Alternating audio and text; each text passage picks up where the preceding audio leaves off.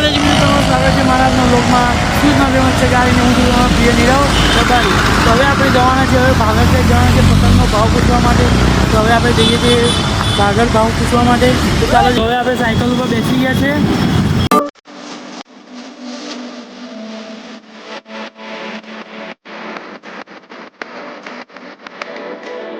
તળાવ આવી ગયું છે અને હવે ત્યાંથી સીધા જઈએ છીએ. હવે જૂનામાં જૂના ઘર છે, તમે જોઈ શકો છો. અહીંયા જેટલા પણ જોશે બધા જૂના ઘર છે.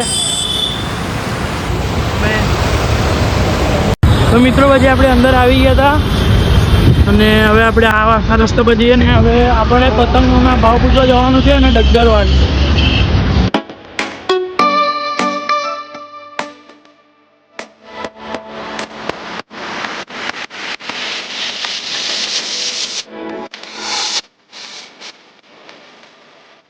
મિત્રો હવે આપણે ડગરવા જવાનું છે અને હવે આપણે રસ્તો અંદર કરીને હવે આ બાજુ જવાનું છે.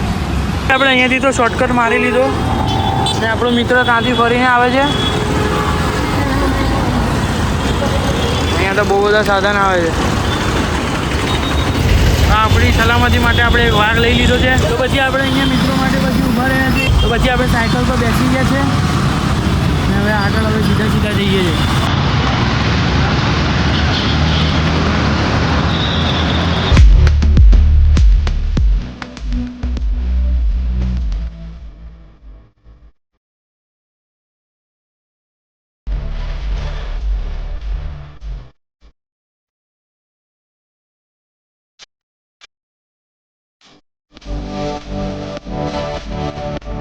ગલીમાં ઘૂસી ગયા છે અને તમને બતાવો કે લાસ્ટ સુધી પતંગ જ મળે છે.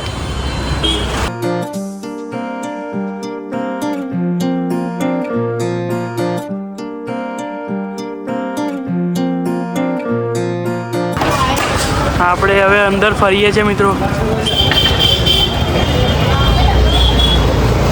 અહીંયા તો ભીડ છે પતંગની દુકાનોમાં. મિત્રો હવે આપણે જઈએ છીએ હવે ઘરે પાછા, કેમ કે અમે પતંગનો ભાવ પૂછવા માટે જ આવ્યા હતા. આપણે વધારે કંઈ કામ હતું નહીં તો હવે આપણે જઈએ છીએ ઘર. મિત્રો હવે આપણે ડગરવાના બહાર નીકળી ગયા છે અને હવે જઈએ છીએ બહાર. હવે વિચારીએ શું કરીએ. એ સિગ્નલ પડી ગયું ને રસ્તો ખાલી.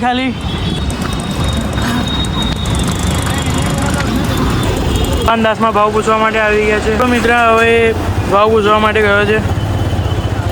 મિત્રો હવે આપણે ડ્રાઇવિંગ કરવાના છે. હવે તો મિત્રો આ રિક્ષા જુઓ ખુલ્લી. હવે આપણે નાસ્તો કરીને હવે નીકળી ગયા છે. હવે ઘર પહોંચવાની તૈયારી છે. હવે કોણ હે ये लोग कहां से आते हैं? તો મિત્રો પછી આપણે અહીંયા ઉભા રહીને અહીંયા આંદોલન ચાલે છે, તમે જોઈ શકો છો. તો મિત્રો અહીંયા ટ્રાફિક હતું તો આપણે સાયકલથી ઉતરી ગયા છે અને હવે અહીંયાથી સીધી ઘરે જવાનું છે. આપણે અહીંયાથી સર્કલ પાસે આવી ગયા છે. તો મિત્રો હવે આપણે 64 જોગણીમાના મંદિરે આવી ગયા છે, તમે જોઈ શકો છો. તો મિત્રો હવે આપણે આ વ્લોગને એન્ડિંગ કરીએ. તો મળીએ આવતા વ્લોગમાં. આવી આ વિડીયો જોવા માટે મારી ચેનલને લાઈક કરો, શેર કરો, સબસ્ક્રાઈબ કરો. મળીએ આવતા વ્લોગમાં. Thank you for watching. By.